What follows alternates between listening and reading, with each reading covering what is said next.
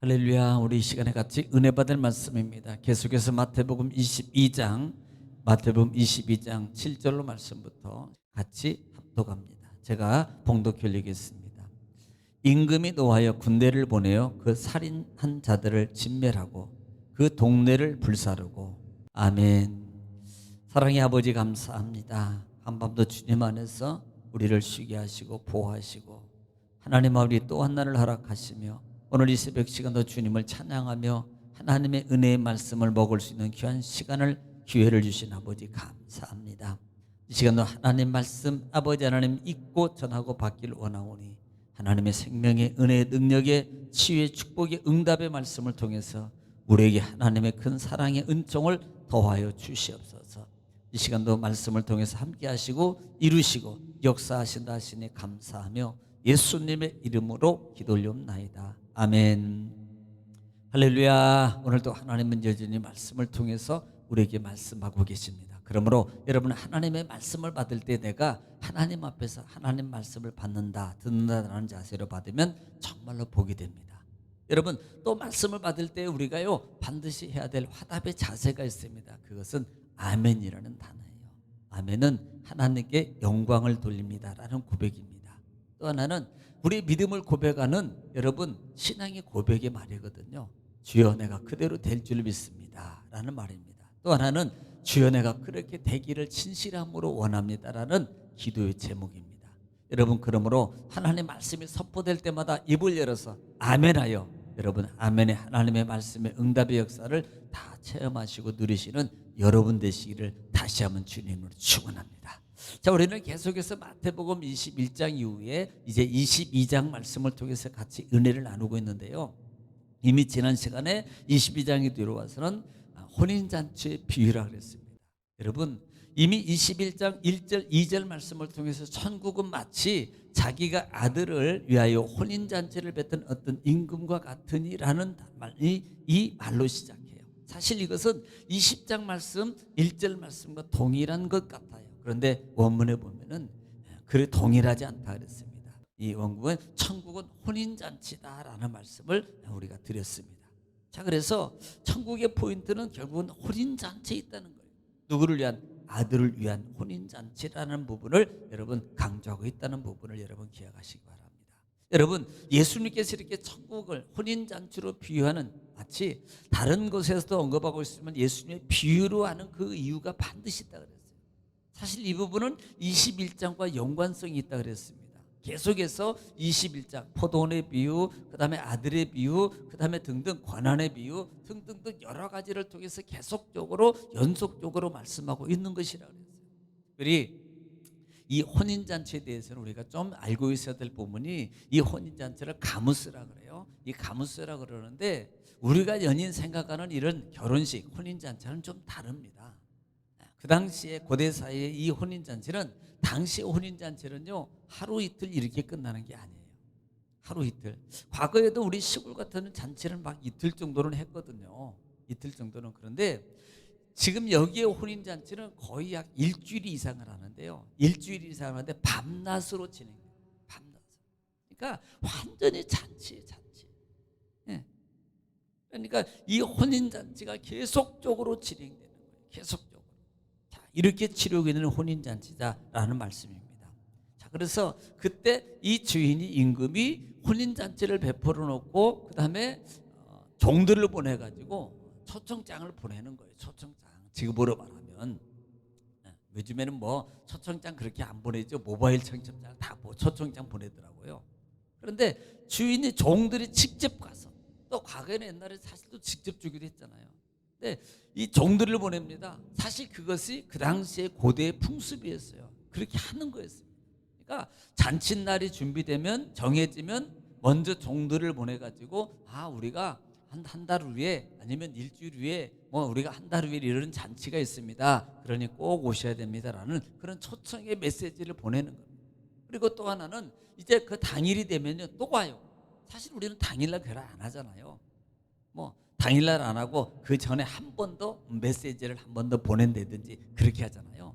그런데 종들을 다시 당일날 보내가지고 오늘이 초청, 오늘 잔칫날입니다. 꼭 오셔야 됩니다라는 다시 한번 그 초청한 대상자를 향해서 다시 종들이 가서 이렇게 얘기해 주는 겁니다. 자, 이런 형식으로 이 잔치가 이루어지는데, 자, 초청 당일날이 됐습니다. 그래 종들을 보냈어요. 그랬더니요, 첫째는 야 알았어요 했던 그 사람들이 당일날 하나같이 다 거절하는. 그 이유를 들어보니까 뭐 사업이 바빠서, 그다음에 뭐 집안일이 있어서, 지금으로 말하면 좀 내가 좀 몸이 아파서, 좀 뭐 내가 좀 불편해서, 또 뭐 우리가 흔히 보는 손님이 온다 그래가지고 막 이런 식으로 다 거절을 하는 거예요. 예. 그러니까 어떻게 보면은 오늘 이 시대, 사실 이들의 모습은, 이 초청을 받은 이 대상자들은 결국 누구를 가리킨다? 바리새인들입니다. 먼저 선택받은 유대인들이라. 그래서 예수 그리스도를 통해서 그들에게 메시지, 하나님 예수 천국의 은혜의 복음의 잔치를 열어놓고 그들이 같이 동조하기를, 예수님과 함께하기를 원해서 예수 그리스도를 보냈습니다마는 그들은 한결같이 전혀 관심이 없습니다. 오직 뭐에만, 자기의 이적 관계만, 지금으로 말하면 세상이 물적 욕심 속에만 관계가 있는 거예요. 오직 거기에 신경이 다 있습니다. 영적 관계, 예수 그리스도에 관해는 전혀 관계가 없습니다. 예를 들면 우리는 구원받았는데 뭐 나는 구원받아서 하나님이 알아서 축복해 주실 거야, 하나님이 알아서 응답해 주셔, 겨우 이런 신앙의 관 속에 있는 오늘 이 시대의 많은 크리스천들을 얘기하고 있는 거나 마찬가지라 말이에요. 그래서 하나같이 그들은 거절하는 거예요. 하나같이. 여러분, 그리고 더 나가서는요, 6절에 보면은 그 남은 자들은 종들을 잡아 모욕하고 죽이더라 그랬어요. 그러니까 6절 같은 경우 보면은 그 남은 자들은 종들을 잡아 모욕하고 죽이더니 그랬습니다. 이건요, 결국은 남은 자들이 누구를 가리키나 그랬어요. 어제 제가 설명을 잘 안 드린 것 같은데요, 남은 자들은, 6절의 남은 자들은, 이 남은 자들은 복음을 전하는 자들, 즉 적극적으로 복음을 전하는 자들을 적극적으로 박해했던 그 당시에 유대교의 어떤 종교 의전을 맡았던 자들이라 그래요. 종교 의전. 그러니까 실제적으로 어떤 의전 행사를 뒤에서 치르고 준비하고 뭐 했던 그런 자들. 그러니까 보통 의전하면은, 의전이라는 뭐냐면은, 예를 들어 손님이 오잖아요. 손님이 오면 그 손님을 대접하는 그 일을 행하는 사들, 이걸 의전이시라 그래요. 의전. 그러니까 이걸 이렇게 오시고 대접하고, 그다음에 아이고 오셨어요, 뭐 드시고, 이거 여기 뭐 감 있습니다, 예를 들어서 과일 가져왔습니다, 이렇게 갖다 주고 왔다가 준비하는 자들을 의전을 행하는 의전자들이라. 그러니까 이런 자들이, 그런 자들이 맡았던, 그 당시에 그들은 그냥 하는 게 아니라 그들도 누구예요? 종교 지도자리였어요. 왜냐하면 하나님의 성전에서 일을 관장하는 레위인들이에요. 그래서 이 종교 지도자들도 이 당시에 그들을 맡았던 자들이 실제로 어떻게 보면은, 실제로도요, 그 당시에 신약 시대에도 세례 요한을 죽인 자들이 바로 그들이었어요. 그러니까 여러분, 성경에 보면은, 한번 제가 찾아볼게요. 사도행전 5장 24절에 보면은요, 성전 맡은 자와 제사장들이 이 말을 듣고 의혹하여 이 일이 어찌 될까 하더라. 이 성전 맡은 자들입니다. 제사장들. 그리고 26절에 보면은요, 26절 보면 성전 맡은 자가 부하들과 같이 가서 그들을 잡아왔으나 강제를 못하면 백성들이 도로 칠까. 자, 지금 누가 뭐 하고, 성전 맡은 자들이 계속하고 있어요. 또 40절 볼까요? 40절 보면은요, 그들이 그들이 오면, 성전 맡은 자들이 옳게 여겨 사도들을 불러들여 채찍질하며 예수 이름으로 말하는 것을 금하고 놓으니. 자, 지금 누가 하고 있습니까?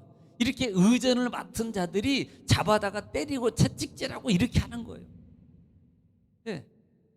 스데반을 치는다도 바로 그런 자들이고요. 또 사도행전 12장 2절에 보면은요, 이들은 실제적으로 칼로 이를 죽임이니라. 그러니까 의전을 맡은 자들이, 여기에서 그 남은 자들은 그렇게 유대인들과 동조해서 같이 동참하고 있는 자들이 실제적으로 잡아 죽이고, 그 다음에 모욕하고 치고 죽이는 일을 감당한다라는 말이에요. 자, 그래서 오늘 그렇게 행했어요. 하나같이 거절하면서 오히려 더 목욕하고 더 악해졌어요. 그러니까 예를 들면 왜 그렇게 합니까? 이해가 되느냐? 막 그렇게 하고 이 사람의 심령이 막 악해지는 거예요. 그래서 오늘 7절에 보면은, 오늘 본장에 와서 7절에 보면은 임금이 노하여 군대를 보내어 그 살인한 자들을 진멸하고 그 동네를 불사르고 그랬습니다. 임금이 노하여 군대를 보냅니다. 여러분, 여기서 군대는 우리가 뭐 천군 천사를 보낸다 이게 아니고요. 천군 천사가 아니고 여기서 군대는 그 당시에 로마 군대를 말합니다. 아니 사실요 여러분, 아니 임금이 노하여 군대를 보내는데 아니 로마 군대가 가서 그들을 진노하고 진멸하는 일의 도구가 되더라. 그러니까 그들을 진멸하고 그 동네를 불사르고. 자, 여러분 이해가 안 갑니까? 여러분, 자, 여러분 이사야 10장 먼저 5절을 한번 보겠습니다. 이사야 10장 5절을 보면 5절을 한번 볼게요. 구약성경 여러분 들어보시기 바랍니다. 아수르 사람은 화 있을진저 그는 내 진노의 막대기요. 자, 아수르는 어디예요? 이방 나라입니다. 이방 나라예요. 그런데 이 아수르를 뭐라고 표현해요? 나의 진노의 막대기라 그래요. 이 말이 무슨 말이냐면 또 그 손의 몽둥이는 내 분노라. 그러니까 그들이 가지고 있는 몽둥이는 내 손의 분노라. 이 말이 무슨 말이냐면 지금 이스라엘 백성들이 하나님 말씀을 거역하고 하나님 말씀에 순종하지 않아요. 그러니까 하나님께서 누구를 들어서 아수르 이방 나라 강대국을 들어서 그들로 말미암아 그들을 지금 벌하고 있다. 하나님의 진노의 도구로 사용하고 있더라 이 말입니다. 지금 그걸 말하는 거예요. 6절에 보면은 내가 그를 보내어 경건하지 아니한 나라를 치게 하며 내가 그에게 명령하여 나를 노하게 한 백성을 쳐서 탈취하며 노락하게 하며 또 그들을 길거리 진흙같이 질밖에 하려거니와. 그러니까 뭐예요? 그러니까 하나님 말씀에 순종하지 않는 이방 사람들을 말하는 게 아니고요. 지금 여기는 다 유대인들입니다. 지금 하나님의 이스라엘 백성들입니다. 이들을 지금 아수르를 통해서 침노하는 거예요. 짓밟고 그다음에 치게 하고 탈취하게 만들고 노락질하게 만들고 하나님의 진노의 도구로 사용하더라는 거예요. 예. 경건치 않은 자들을, 하나님에 순종하지 않는 자들을. 또 하나 볼까요? 예레미야 25장 1절부터 한번 볼게요. 유다의 왕 요시야의 아들 여호야김 넷째 해 곧 바벨론 왕 느부갓네살 원년에 유다의 모든 백성에 관한 말씀이 예레미야에게만이라. 2절 선지자 예레미야가 유다의 모든 백성과 예루살렘의 모든 주민에게 말하여 이르되, 지금 이스라엘 모든 주민에게 말하는 거예요. 자, 그러면서 3절에 유다의 왕 아몬의 아들 요시야 왕 10세부터 오늘까지 24년 동안 여호와의 말씀을 내게 임하기로 내가 너희에게 꾸준히 일렀으나 너희가 순종하지 아니하였어. 그러니까 선지자를 통해서 꾸준히 지금 그렇게 하면 안 돼, 돌아와야 돼, 그렇게 하면 안 돼, 내게 돌아와, 내가 말씀 듣고 이제 잘 예배드리고 말씀도 있고 봉사도 하고 이렇게 잘해야 돼. 계속적으로 너희에게 꾸준히 내가 말했지만 너희가 순종하지 않았어. 꾸준히 했으나. 그래서 4절에 그러므로 여호와께서 그 모든 종 선지자를 내게 끊임없이 내가 보내. 그래서 끊임없이 선지자들을 보냈어요. 종들을 보냈으나 너희가 순종하지 아니하였으며 귀를 기울여 듣지도 아니하였도다. 듣지도 않아요. 왜? 자기에게 맞는 말만 들어. 그러니까 아는데요, 내가 이 상황이 이렇고요, 아는데요, 내 형편이 이렇고요, 아는데요, 내가 지금 그렇고요, 아니요, 안 한다는 게 아니고 앞으로 할게요, 이러고요 순종하지 않고, 이게 불순종이거든요. 이게 대적이에요. 이건 마귀의 대적의 영이라 그래요, 이게. 그래서 너희가 듣지도 아니했도다. 5절에 그가 이르기시기를 너희는 각자의 악한 길과 악한 행을 버리고 돌아오라. 그리하면 나 여호와가 너희와 너희 조상들에게 영원한 영혼까지 준 그 땅에서 살리라.